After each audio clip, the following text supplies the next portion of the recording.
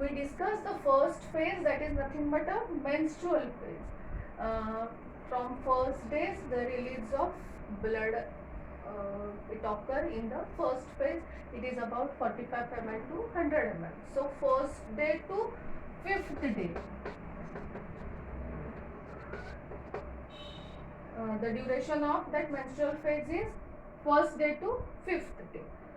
The second phase is nothing but a proliferative or follicular, or we call it as a post-menstrual phase. It is a duration between the end of a menstrual phase or end of a menstruation to and release of ovum, or we call it as ovulation. म्हणजे ओव्युलेटरी phase आणि menstrual phase याच्या दरम्यान असणारी ही मधली phase आहे, जिला proliferative phase असं आपण म्हणतो. Duration of the phase is about 5th day to 14th day. 14व्या दिवसापर्यंत आपण असं म्हणूया, 5व्या दिवसापर्यंत 13व्या दिवसापर्यंत असं म्हणू आपण, 13 डे पर्यंत ही जी आहे तिला आपण पोस्ट मेन्स्ट्रुअल फेज असं म्हणतो. साधारणतः a few 6 to 12 secondary follicles are proceed to develop, but usually one of them is develops into a mature follicle or Graafian follicle. म्हणजे याच्यामध्ये या ड्युरेशन मध्ये आपण काय म्हणतो की साधारणतः 6 ते 12 फॉलिकल्स पैकी कोणता तरी एखादा फॉलिकल जो आहे हा डेव्हलप होतो ॲज अ ग्रॅफियन फॉलिकल म्हणून किंवा मॅच्युअर फॉलिकल म्हणून, आणि the under secondary follicle get degenerates. This process of degeneration is nothing but we called as atresia. Developing of a secondary follicle that secretes the hormone like as estrogen. Mainly ही जेव्हा secondary development होताना दिसून येते त्यावेळेला oestrogen नावाचं hormone जे आहे ते मोठ्या प्रमाणावरती सिक्रेट होताना दिसून येतं. अल्सो त्या ठिकाणी FSH आहे, त्याच्यानंतर GnRH आहे, ही हॉर्मोन सुद्धा त्या ठिकाणी काही प्रमाणात इन्फ्लुएन्स करताना दिसून येतात. एंडोमेट्रियम जे आहे हे रिजनरेट होतं आणि effect of increasing quantity of oestrogen. Oestrogen त्या ठिकाणी आताच मी म्हणत होतो इस्ट्रोजन त्या ठिकाणी त्याचा इन्फ्लुएन्स खूप जास्त प्रमाणावरती असलेला दिसून येतो. आणि it also involves the formation of endothelial cells and endometrial or uterine glands and networking of the blood vessels or network of the blood vessels. The एंडोमेट्रियमची साईज इन्क्रीज होताना दिसून येते. It is about 3 to 5 millimeter reach होताना दिसून येते. So हे आपण म्हणूया की सेकंड फेज आहे किंवा we called as a proliferative phase. Then the next phase is nothing but a ovulatory phase.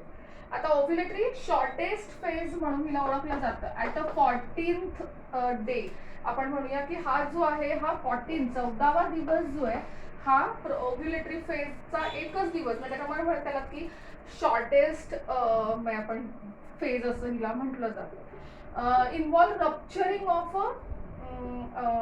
Mature Graafian follicle. म्हणजे या दिवसामध्ये त्याचं रप्चरिंग होणं आणि रिलीज ऑफ ओव्हम, ज्याला आपण सेकंडरी oocyte असं म्हणतो, की release of ovum into a pelvic cavity and usually on 14th day of menstrual. Generally release होणं ओव्हमचं हे या 14th डे मध्ये होताना दिसून येतं. त्याच वेळेला at the same time rapid secretion of LH luteinizing hormone. Rapid secretion of LH positive feedback mechanism causes the mature follicle to rupture. या ठिकाणी त्याची मॅच्युरिटी जी आहे ती होताना दिसून येते. Ovulation may be accompanied by mild or severe pains in the lower abdomen. या ठिकाणी बऱ्यापैकी पेनिंगही होताना जाणवतं. So it's a ovulatory phase. And last phase is nothing but a secretory phase or luteal phase. It is it is a longest phase and it is occur after ovulation phase, ovulation and next menses. म्हणजे ही आता आपण म्हणूया शेवटचा भाग झाला की ovulation नाही झालं तर त्याच्या नंतर होणारी सिक्रेटरी फेज आहे आणि ती मेन्स्ट्रुअल फेज यांच्या दरम्यान येणारी फेज आहे आणि 15 to 28 days. It's a longest phase असं हिला म्हटलं जातं कारण खूप मोठा कालावधी या फेज मध्ये जाताना दिसून येतो. After release of secondary oocyte remaining tissue of a Graafian follicles transforms this corpus luteum under the effect of LH. म्हणजे या ठिकाणी सेकंडरी oocyte रिलीज झाल्यानंतर रिमेनिंग टिश्यूज जे आहेत ग्राफियन फॉलिकल्स मधले हे ट्रान्सफॉर्म्स त्या ठिकाणी कुठे होतात इंटू कॉर्पस ल्युटियम. ल्युटिनायझिंग हॉर्मोनचा इम्पॅक्ट असतोच या सगळ्यावरती आणि याच वेळेला at the same time corpus luteus begins to secrete the progesterone and oestrogen. Progesterone आणि इस्ट्रोजन यांचं सिक्रेशन चालू असतं. The ovulated egg may get fertilized within 24 hours. However, in the absence of fertilization, corpus luteum can survive for only 2 weeks and then it degenerate into a white scar called as corpus albicans. म्हणजे जर झालं maturation तर त्या 40th day मध्ये होताना दिसून येतं. Otherwise त्या ठिकाणी can survive only for 2 weeks. म्हणजे त्या ठिकाणी असणारं जे कॉर्पस ल्युटियम आहे हे 2 week पर्यंत पुढे काम करतं. The corpus luteum releases mainly progesterone आणि small amount of estrogen and also it releases another third hormone inhibin नावाचं आणि मग त्याच्यामुळे स्टार्ट युटेराइन सिक्रेशन्स या ठिकाणी होताना दिसून येतात. त्याच्यानंतर 8 to 10 mm पर्यंत त्याचा साईज जो आहे तो एंडोमेट्रियमचा साईज जो आहे तो इन्क्रीज होताना दिसून येतो. इन्हिबिन जे आहे ते इन्हिबिट करतं म्हणजे त्या ठिकाणी स्टॉप करतं एफएसएचचं सिक्रेशन जे आहे त्याला स्टॉप करतं आणि these changes are necessary for fertilisation and subsequent implantation. नंतर ovulated eggs त्याच्यानंतर later however if the ovulated get fertilized and an embryo is implanted there is a secretion of human chorionic gonadotropin. जर fertilisation झालं तर पुढचा hormone secret केलं जातं HCG ज्याला म्हटलं जातं ह्युमन क्रोनियॉनिक गोनॅडोट्रॉपिन. अदरवाईज पुन्हा presence of HCG so maternal blood and urine is an indicator of a pregnancy.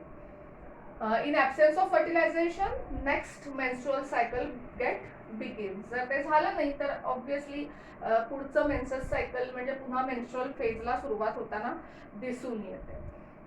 So या पद्धतीने टोटल ही मेन्स्ट्रुअल सायकलच्या या 4 फेजेस मधून या 4 फेजेस या बऱ्यापैकी या सगळ्याला कारणीभूत ठरताना दिसून येतात. नेक्स्ट त्याच्यामध्ये आपण गॅमेटोजेनेसिस आणि त्याच्यामधला स्पर्मॅटोजेनेसिस आणि oogenesis हा पार्ट बघणार आहोत. थँक्यू.